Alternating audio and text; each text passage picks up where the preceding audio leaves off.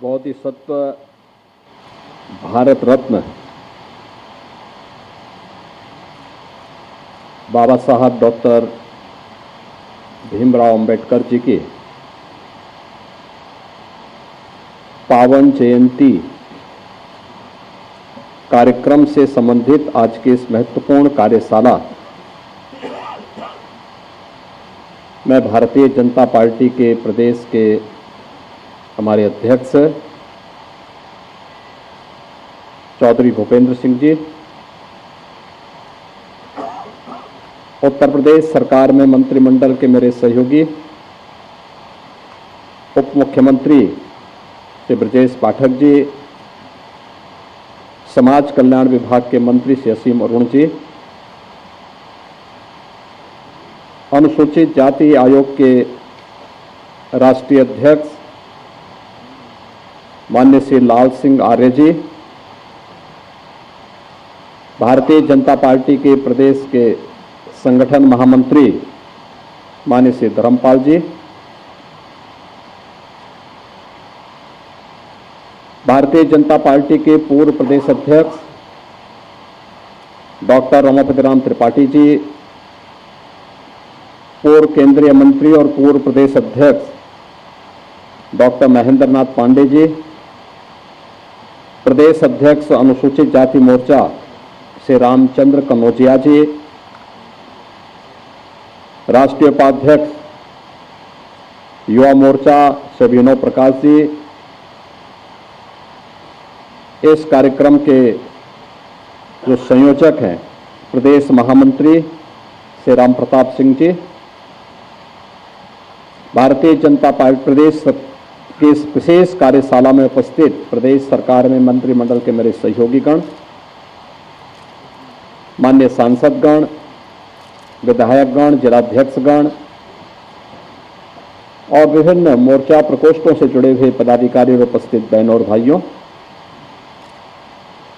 मैं आप सबका इस कार्यशाला में हृदय से स्वागत करता हूं, अभिनंदन करता हूं।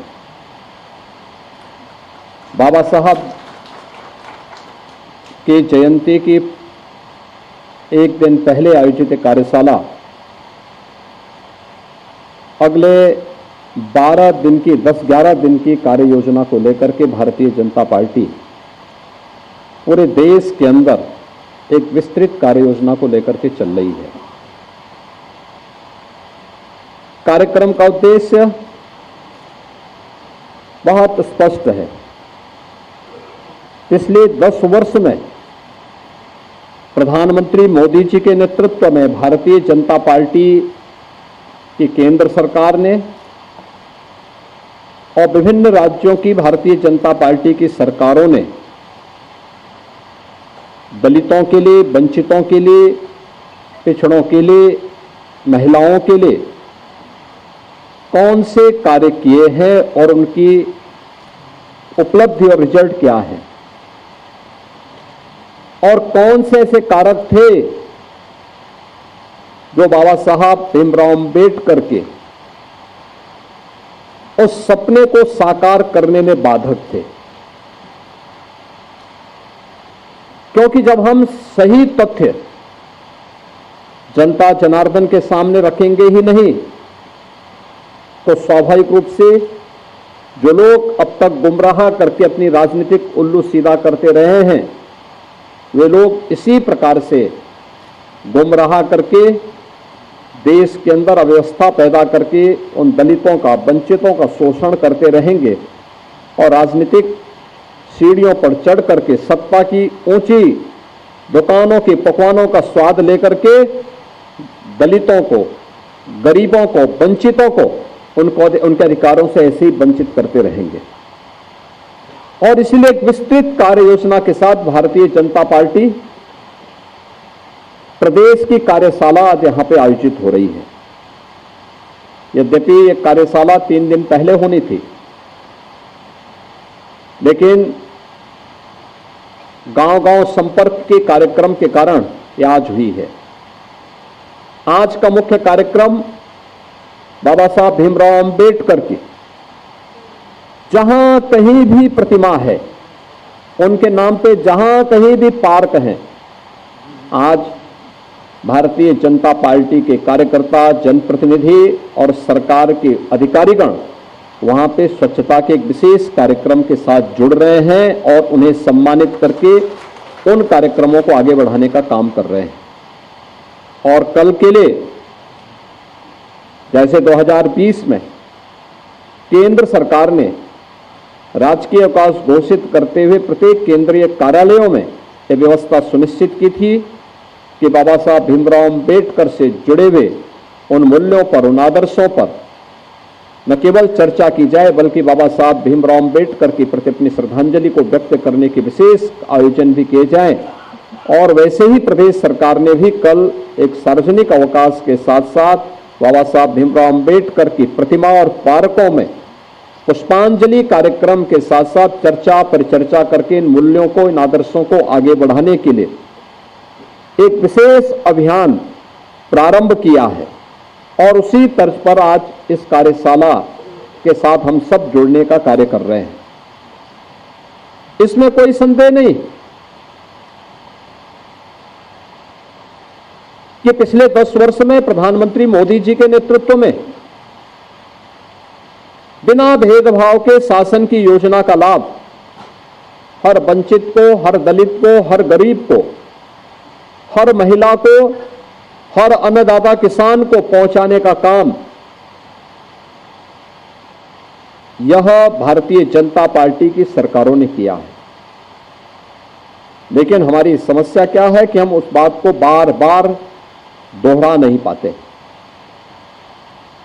जिन लोगों को सुविधा मिली है उन लोगों तक हम इस बात को पहुंचाने के लिए कुछ देर प्रयास करते हैं, फिर वह प्रयास कहीं ना कहीं रुकता है। लेकिन यह एक विशेष अभियान जब हम इन कार्यक्रमों के साथ जुड़ेंगे, और 10 दिन का ये बड़ा अभियान, क्योंकि जब भी आप कोई बड़ा कार्य करते हैं, किसी बड़े अभियान को अपने हाथ में लेते हैं या कहीं भी कोई ऐसी घटना होती है जो किसी दलित को, किसी गरीब को, किसी वंचित को उसके अधिकार से रोकने का कुत्सित प्रयास होता है, तो विपक्ष कोई ना कोई प्रोपेगेंडा अपनाने का काम करता है। आप सब जानते हैं बांग्लादेश की घटना आपके सामने है, और बांग्लादेश की घटना को लेकर के मुझे लगता है 3 वर्ष पहले हमारे राज्यसभा के सांसद और SC/ST आयोग के पूर्व अध्यक्ष, उत्तर प्रदेश के पूर्व DGP श्री ब्रजलाल जी ने एक पुस्तक लिखी थी, और पुस्तक उन्होंने बाबा साहब भीमराव अंबेडकर और उस समय आजादी के समय के उन 2 दलित महायोद्धाओं की चर्चा करते हुए उसके तुलनात्मक अध्ययन पर आधारित थी। एक तरफ बाबा साहब भीमराव अंबेडकर जिन्होंने कहा था कि मैं आदि भी और अंत भी मेरा एक भारतीय के रूप में रहेगा और भारतीय के रूप में ही मैं अपनी पहचान को बनाए रखना चाहता हूं। और दूसरी तरफ जोगेंद्र नाथ मंडल थे जिन्होंने पाकिस्तान का समर्थन कर दिया, लेकिन 1 वर्ष भी पाकिस्तान में नहीं रह पाए थे। बहनों और भाइयों, जोगेंद्र नाथ मंडल के कृत्यों की सजा आज भी बांग्लादेश के अंदर वहां का हिंदू प्राप्त कर रहा है। आप सब जानते हैं बांग्लादेश में जो भी हिंदू है, जो प्रताड़ित हो रहा है, जो पीड़ित है, ये सभी दलित हिंदू हैं। और दलित हिंदू वहां पर किस कदर उनके साथ अत्याचार हो रहे हैं आपने देखा होगा। न कांग्रेस ने, न समाजवादी पार्टी ने, न ममता बनर्जी ने, किसी ने भी उनके पक्ष में आवाज नहीं उठाई। उठाई तो केवल भारतीय जनता पार्टी ने उठाई। भारतीय जनता पार्टी ने उठाई, और भारतीय जनता पार्टी इस बात के लिए प्रतिबद्ध है कि हमें हर हिंदू की रक्षा करनी है। और इसी के लिए सिटीजनशिप अमेंडमेंट एक्ट भी बनाया कि किन्हीं कारणों से पाकिस्तान में, बांग्लादेश में, अफगानिस्तान में कोई सिंधु, कोई सिख, कोई हिंदू, कोई जैनी, कोई बौद्ध, अगर वह वहां भारत में आया है तो उसको भारत की नागरिकता मिल जाए। इसका विरोध करने वाले कौन लोग हैं? ये वही लोग हैं जो कांग्रेस के रूप में, समाजवादी पार्टी के रूप में गुमराह करने का काम कर रहे हैं। ये वही दल है। ये व्यवहारिक धरातल पर भी दलित और वंचितों का अधिकार छीनने के अधिकारी होते हैं। आप देखते होंगे कहीं दलितों की झोपड़ी पर, उनकी जमीन पर कब्जा करने वाले कोई लोग होंगे तो इन्हीं दलों से जुड़े हुए लोग होंगे। ये सर्वाधिक कब्जा करते हैं। और ठीक बात है कि सरकार का डंडा है, सरकार उनको ठीक भी करती है, दुरुस्त भी करती है कि जिससे वे लोग गरीबों की, वंचितों की जमीनों पर कब्जा न कर सके। लेकिन फिर भी उनके द्वारा किस प्रकार के राग अलापे जाते हैं, हमें आश्चर्य होता है। ये वही राज्य है और यह देश वही देश है जिस देश में वक्फ के नाम पर लाखों एकड़ लैंड कब्जे की गई है। और उनके पास कोई कागज नहीं, कोई राजस्व रिकॉर्ड नहीं, और राजस्व रिकॉर्ड नहीं तो सभी को वापस लेने की कार्रवाई, जब इस संशोधन विधेयक संसद में पारित हुआ है और अब इस पर कार्रवाई हो रही है, तो इसके लिए हिंसा भड़काई जा रही है। हिंसा में आपने देखा होगा कब पश्चिमी बंगाल में मुर्शिदाबाद 3 हिंदुओं की निर्मम हत्या हुई, उनके घरों से खींच करके उनकी हत्या हुई। और ये सब कौन है? ये सभी वही दलित हैं, वही वंचित हैं, वही गरीब हिंदू हैं जिसको इस जमीन का सर्वाधिक लाभ मिलने वाला है, सर्वाधिक लाभ मिलने वाला है। ये लैंड राजस्व के रिकॉर्ड में फिर से आएगी तो एक गरीब भी हाई राइज बिल्डिंग का, मल्टी स्टोरी बिल्डिंग का लाभ उठा पाएगा, उसको भी वहां अच्छे फ्लैट सरकार बना करके उपलब्ध करवा देगी। इन्हें भय है कि दलितों को, वंचितों को, गरीबों को अगर ये हाई राइज बिल्डिंग मिल जाएगी तो इनका तो वोट बैंक समाप्त हो जाएगा, ये गुमराह करने की इनकी राजनीति हमेशा के लिए समाप्त हो जाएगी। इसलिए लोग हिंसा भड़का रहे हैं, हिंसा का रास्ता अपना रहे हैं। आप देख रहे होंगे सिटीजनशिप अमेंडमेंट एक्ट पारित होने में जिसका लाभ सर्वाधिक पाकिस्तान, बांग्लादेश या अफगानिस्तान में जो वंचित हिंदू था, दलित हिंदू था, उनको भारत की नागरिकता देने का काम, जो किन्हीं कभी भी भारत में आए थे, 5 वर्ष पहले आए थे, उनको जब नागरिकता देने के कार्यक्रम को प्रधानमंत्री मोदी जी ने आगे बढ़ाया, इन्होंने पूरे देश के अंदर आंदोलन शुरू कर दिया, अभियान चालू कर दिया, बड़े बड़े आंदोलन किए, तोड़फोड़ की, आगजनी की। लेकिन सरकार ने भी दृढ़ता के साथ उसका सामना किया और सामना करते हुए आज इस नागरिकता देने का कार्यक्रम प्रारंभ किया है। कहां जाएगा? पाकिस्तान में, बांग्लादेश में पीड़ित हिंदू कहां जाएगा? और हिंदुस्तान की तरफ ही आएगा। दुनिया के अंदर कहीं भी कोई पीड़ित हिंदू होगा वह आकर के अंततः हिंदुस्तान में ही आएगा और वह भारत में आकर के ही शरण लेने के लिए मजबूर होता है। लेकिन कांग्रेस और समाजवादी पार्टी या टीएमसी जैसे दल हमेशा इसमें बाधक रहे हैं और उन लोगों ने उन्हें दोयम दर्जे का नागरिक बनाने का काम किया, शरणार्थी के रूप में रखा। लेकिन भारतीय जनता पार्टी ने उन्हें अपनाया। ऐसे ही वक्फ संशोधन अधिनियम में भी इन लोगों ने वही हिंसा कर रहे हैं, धमकी दी जा रही है, फिर अव्यवस्था पैदा करने का प्रयास हो रहा है, क्योंकि इन्हें भय है कि और लैंड अगर राजस्व के खाते में वापस आएगी तो गरीबों को मिलेगी, हॉस्पिटल बनेंगे, मेडिकल कॉलेज बनेंगे, शिक्षा के अच्छे केंद्र बनेंगे, अटल आवासीय विद्यालय जैसे विद्यालय बनेंगे तो श्रमिकों की और वंचितों के बच्चों को वहां पढ़ने की आवाज से शुद्ध अच्छी व्यवस्था मिलेगी। इसलिए ये लोग उस कार्यक्रम को आगे नहीं बढ़ाने देना चाहते। बहनों और भाइयों, और जब इन मुद्दों की ओर से जनता का ध्यान हटाने के लिए आज कांग्रेस हो या समाजवादी पार्टी, ये राष्ट्र नायकों के अपमान पर उतारू हो चुकी है। ये राष्ट्र नायकों का अपमान करने पर उतारू हो चुकी। याद करिए 2012 में जब समाजवादी पार्टी की सरकार इस प्रदेश में बनी थी, समाजवादी पार्टी के तत्कालीन प्रदेश सरकार के मुखिया के रूप में उस सरकार के मुख्यमंत्री ने पहली घोषणा क्या की थी? उन्होंने कहा था जितने भी ये सामाजिक न्याय के स्थल बना दिए गए हैं इनको तुड़वाएंगे।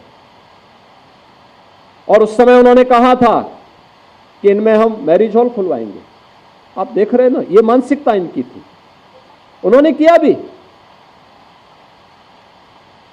इसी लखनऊ में मान्यवर कांसी राम जी के नाम पर विश्वविद्यालय बना था, उसका नाम बदल दिया। सहारनपुर में बना था मेडिकल कॉलेज, उसका नाम बदल दिया। कन्नौज में मेडिकल कॉलेज बाबा साहब भीमराव अंबेडकर के नाम पे बना था, नाम बदल दिया। जब असीम अरुण जी ने मेरे सामने इस बात को रखा कि ये तो बाबा साहब के नाम पे था और बाबा साहब के नाम पर बने हुए मेडिकल कॉलेज का नामकरण इन्होंने बदलने का काम किया है, बहनों और भाइयों, तो फिर उसी कन्नौज में हम लोग जाकर के इस बात की घोषणा की कि नहीं, इसका नाम फिर से बाबा साहब भीमराव अंबेडकर के नाम पर ही होना चाहिए। और हम लोगों ने उस कार्यक्रम को वहां पर फिर से, नामकरण के कार्यक्रम को फिर से वहां पे संपन्न किया। बहनों और भाइयों, किस कदर ये लोग उन महापुरुषों को जो सामाजिक न्याय के प्रतीक हैं, कैसे उनको अपमानित करते रहे, कैसे उनके खिलाफ षड्यंत्र करते रहे, ये सभी उदाहरण हमारे सामने हैं। आज भी ये लोग इसी प्रकार का विस्मरण करने का काम कर रहे हैं। कैसे करते हैं? महाराष्ट्र में छत्रपति शिवाजी महाराज के खिलाफ वक्तव्य देते हैं। औरंगजेब को वहां पर औरंगजेब की का महिमा मंडन करने का काम कर रहे हैं।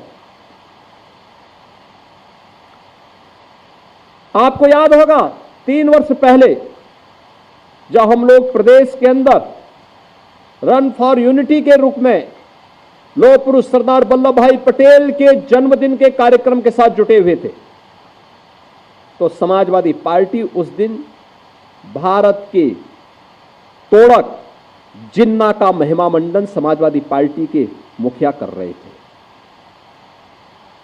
याद करिए, जिन्ना का स्मरण कर रहे थे।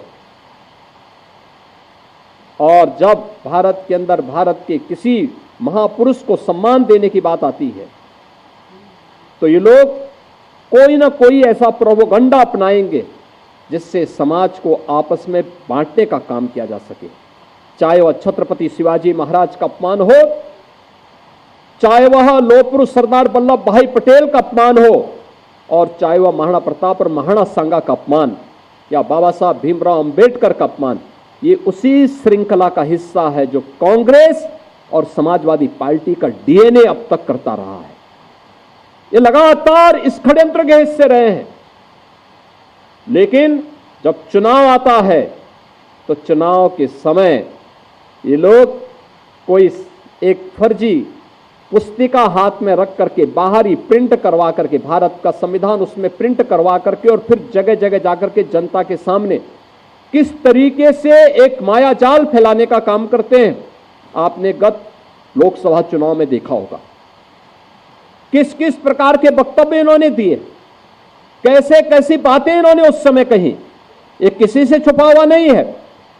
और इसीलिए आज फिर मैं आपसे कहने के लिए आया, ये जो 10 दिवसीय विशेष अभियान चलेगा, ये उसी अवेयरनेस का हिस्सा है, जिस कार्यक्रम को आज पूरे देश के अंदर कौन सी योजनाएं हैं, कौन सी योजनाएं दी गई हैं, कौन लोग थे जो बाबा साहब भीमराव अंबेडकर का अपमान करने वाले थे। यहां पे अभी डिप्टी सीएम से ब्रजेश पाठक जी कह रहे थे 1952 में बाबा साहब को इन्होंने चुनाव हरवाए।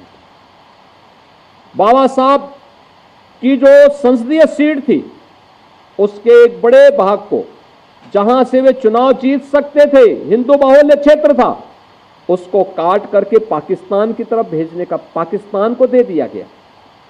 इन्होंने यह भी साजिश कही कि कि बाद में बाबा साहब को 1952 का पहला चुनाव, आम चुनाव जब हुआ था, उसमें भी इन्होंने हराने का काम किया था। 78,000 से अधिक वोट गिनती से बाहर कर दिए गए थे, जिससे बाबा साहब चुनाव पराजित हुए। 1954 का उपचुनाव जब बाबा साहब फिर से संसद में जाने को तैयार हुए, तब भी इन्होंने बाबा साहब को संसद में जाने से रोकने के लिए उनके निजी सहायक को तोड़ करके, काजोलकर को तोड़ करके उन्हें उनके खिलाफ लड़ाया और स्वयं उस समय के प्रधानमंत्री पंडित नेहरू स्वयं बाबा साहब के खिलाफ प्रचार के लिए गए और उन्हें फिर से वहां परास्त करवाया। अंततः बाबा साहब के लिए पुणे की सीट हिंदू महासभा के एक सदस्य ने छोड़ी और फिर बाबा साहब फिर संसद में जा पाए। बहनों और भाइयों, ये कांग्रेस या समाजवादी पार्टी यह हमेशा देश तोड़क तत्वों के साथ खड़ी रही है। संविधान के प्रेम्बल में तक इन्होंने संशोधन कर दिया। अभी हम लोगों ने पिछले सत्र में प्रत्येक सदस्य को संविधान की मूल प्रति, जो 26 नवंबर 1949 को बाबा साहब ने संविधान का मसौदा तैयार करते समय संविधान सभा को सौंपा था, उस संविधान की मूल प्रति, जिसमें बाबा साहब के हस्ताक्षर भी हैं, मसौदा समिति के अन्य सदस्यों के हस्ताक्षर हैं, वह प्रति हमने सभी माननीय सदस्यों को, विधानसभा और विधान परिषद के सभी सदस्यों को सौंपी थी, भेंट की थी। और इसलिए भेंट की थी कि हर सदस्य इस बात को समझ सके कि वास्तव में संविधान के मूल में क्या है, मूल यानी उसकी प्रस्तावना क्या है और प्रस्तावना में किस तरीके से इन्होंने छेड़छाड़ करके, प्रस्तावना का मतलब उस ग्रंथ की आत्मा के साथ ही इन्होंने खिलवाड़ करने का काम किया और एक खिलवाड़ भी कांग्रेस ने किया। यानी पहले बाबा साहब को चुनाव हरवाया, बाबा साहब के स्वर्गवास होने पर, उनके महापरिनिर्वाण होने पर उन्हें दिल्ली में अंतिम संस्कार नहीं करने दिया गया, उनका स्मारक कांग्रेस ने नहीं बनने दिया और बाद में 1976 में देश के संविधान में ही, उसकी प्रस्तावना में ही संशोधन करके ऐसे शब्द डाल दिए गए जिनके खिलाफ स्वयं बाबा साहब ने स्वयं भी तर्क दिए थे। बहनों और भाइयों, सही मायने में अगर आप देखेंगे तो बाबा साहब भीमराव अंबेडकर का वास्तविक सम्मान, उनके मूल्यों, उनके आदर्शों को सही प्रकार से सम्मानित करने का काम अगर किसी ने किया तो प्रधानमंत्री मोदी जी ने किया। बाबा साहब के पंच तीर्थ, उनकी जन्मभूमि मऊ मध्य प्रदेश, दिल्ली में रह करके जहां उन्होंने अपने सार्वजनिक जीवन के कामकाज को निपटाया और उनका महापरिनिर्वाण हुआ, वहां पर डॉक्टर अंबेडकर इंटरनेशनल सेंटर की स्थापना करने का काम, जहां उन्होंने उच्च शिक्षा अर्जित की थी इंग्लैंड के उस भवन को लेकर के फिर वहां पे बाबा साहब का स्मारक और भारत से जाने वाले अनुसूचित जाति के युवकों के लिए विशेष स्कॉलरशिप देकर के उच्च शिक्षा अध्ययन के लिए विशेष व्यवस्था देना, बाबा साहब की दीक्षा भूमि नागपुर या फिर चैत्य भूमि मुंबई, इन 5 स्थानों को पंच तीर्थ के रूप में विकसित करने का काम अगर किसी ने किया है तो भारतीय जनता पार्टी ने किया है। बाबा साहब भीमराव के सपने को साकार करने का काम किसी ने किया तो प्रधानमंत्री मोदी जी ने किया है। बहनों और भाइयों, यही नहीं, उत्तर प्रदेश में प्रधानमंत्री मोदी जी की प्रेरणा से हम लोग लखनऊ में भी बाबा साहब भीमराव अंबेडकर का एक इंटरनेशनल सेंटर और सांस्कृतिक केंद्र की स्थापना, उनका स्मारक और उनका एक सांस्कृतिक केंद्र भी स्थापित कर रहे हैं, जहां पर बाबा साहब भीमराव अंबेडकर के दर्शन पर शोध हो सके, लोग कार्य कर सके। कौन ऐसा महामानव था जिसने अपमान सह करके भी भारत और भारतीयता के लिए पूरा जीवन लगाया? वह कौन महामानव था जिसने देश की बदहाली के खिलाफ आवाज उठाई थी, गरीबों और वंचितों को उनका अधिकार देने का काम किया था? कौन वह महामानव था? जिसने तंगहाली में, गरीबी में जीवन यापन करते हुए भी दुनिया की उच्चतम डिग्री, शिक्षा की उच्चतम डिग्री लेकर के भारत को आगे बढ़ने का काम किया था। याद करिए, पंडित जवाहरलाल नेहरू की कैबिनेट में वे उस समय के पूरी संविधान सभा की पूरी उनकी जो व्यवस्था थी और उसके उपरांत जो कैबिनेट बना देश की आज़ादी के तत्काल बाद, उसमें वे पहले ऐसे सदस्य थे जिन्होंने इकोनॉमिक्स की उच्चतम डिग्री ली थी और उसमें शोध भी किया था। और कैबिनेट की उस समिति में चाहे वह विदेश नीति पर, चाहे वह आर्थिक नीति पर या वित्त संबंधी अन्य महत्वपूर्ण मुद्दों पर चर्चा करने के लिए, उसमें किसी में भी कांग्रेस ने बाबा साहब भीमराव अंबेडकर को स्थान नहीं दिया था। ये कांग्रेस की वे चालें हैं जो वह लगातार करती रही है और आज भी वह उस साजिश का शिकार पूरे देश को बना रही है। तो वही कांग्रेस हो या समाजवादी पार्टी, टीएमसी हो या वामपंथी दल, ये लगातार बाबा साहब भीमराव अंबेडकर के खिलाफ, सामाजिक न्याय के पुरोधाओं के खिलाफ षड्यंत्र रचते रहे। और इन सभी को यह समय है जब बाबा साहब भीमराव अंबेडकर की पावन जयंती के अवसर पर इन मुद्दों को लेकर के हम हर दलित बस्ती में, वंचित बस्ती में जाएं और वहां पर वास्तविक रूप से सभी तथ्य रखें। लोगों को ये भी बताएं कि आखिर आजादी के 70 वर्षों में आपके घर क्यों नहीं बन पाए थे, आपको जमीन का पट्टा क्यों नहीं हो पाया था, आपको पेंशन की सुविधा से और छात्रवृत्ति की सुविधा से क्यों वंचित किया गया था, आपको स्वास्थ्य सुविधा के लिए आयुष्मान भारत का कार्ड क्यों नहीं मिल पाया था, आपको राशन कार्ड की सुविधा से वंचित किसने रखा था, आप लोगों को वैवाहिक व्यवस्था के साथ जुड़ते हुए मुफ्त की सुविधा देने का जो आपका अधिकार था उससे किसने वंचित रखा था, आपको नौकरियों से किसने वंचित रखा था। और आप तो यह व्यवस्था बढ़ करके नारी वंदन अधिनियम तक पहुंच करके समाज की उन सभी वंचितों को जो अब तक इन सुविधाओं से वंचित थे, देश की संसद और विधानसभा में जाने तक का भी मार्ग प्रधानमंत्री मोदी जी ने प्रशस्त किया है। इन 10 दिवसीय कार्यक्रमों के लिए अभी से कार्यक्रम आगे बढ़े। और मेरा विनम्र आग्रह होगा, यहाँ पे हमारे अनुसूचित जाति के राष्ट्रीय अध्यक्ष से लाल सिंह आर्य जी भी आए हैं।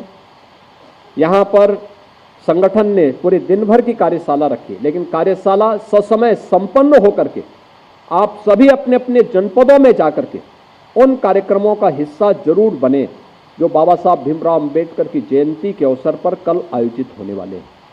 और उन कार्यक्रमों के माध्यम से कल पुष्पांजलि के कार्यक्रम हो, वहाँ पे भाषण होने चाहिए, इन मुद्दों पे चर्चा होनी चाहिए। और फिर परसों से जनसंपर्क के कार्यक्रम जब भी पार्टी ने 15 से 25 के बीच में जो तैयार किए हैं, इन कार्यक्रमों के साथ हमें बृहद स्तर पर जुड़ करके, व्यापक जनसंपर्क के इस कार्यक्रम के साथ जुड़ करके, क्योंकि बहुत बार होता क्या है, जानकारी के अभाव में भी गुमराह लोग हो जाते हैं। जानकारी के अभाव में वंचितों को, गरीबों को उनकी योजनाओं का वास्तविक लाभ नहीं मिल पाता है। जब हम उन्हें बताएंगे कि आपके लिए ये सरकार की योजनाएं हैं, ये योजनाएं थी, इनका लाभ आप ऐसे ले सकते हैं, तो मुझे लगता है उसका बड़ा लाभ होगा। और मैं चाहूंगा कि हमें बाबा साहब अंबेडकर जी के उस महान व्यक्तित्व से प्रेरणा प्राप्त करते हुए प्रत्येक नागरिक को उसके साथ जोड़ने का कार्य करना चाहिए। और जो बाबा साहब ने कहा था कि मैं आदि भी और अंत भी मैं एक भारतीय के रूप में ही रहना चाहता हूं, उस भारतीय के रूप में प्रत्येक समाज के प्रत्येक तबके को जोड़ने का कार्य हम सबको करना है। इस विश्वास के साथ इस पूरी कार्यशाला के लिए मैं आप सबको अपनी शुभकामनाएं देता हूं। और मैं चाहूंगा कि हमें जो ब्रजलाल जी ने पुस्तक लिखी है, बाबा साहब भीमराव अंबेडकर बनाम जोगेंद्रनाथ मंडल, उस पुस्तक को जरूर देखना चाहिए। ये स्वतंत्र भारत का वह दिग्दर्शन कराती है जो हर भारतीय की आंखों को खोलने वाला है और बांग्लादेश और पाकिस्तान की वास्तविक सच्चाई को भी सामने रखने वाला है। जरूर हम इसको एक बार देखें इस विश्वास के साथ मैं आज के इस अवसर पर इस पूरी कार्यशाला के प्रति अपनी शुभकामनाएं देता हूं। धन्यवाद। जय हिंद।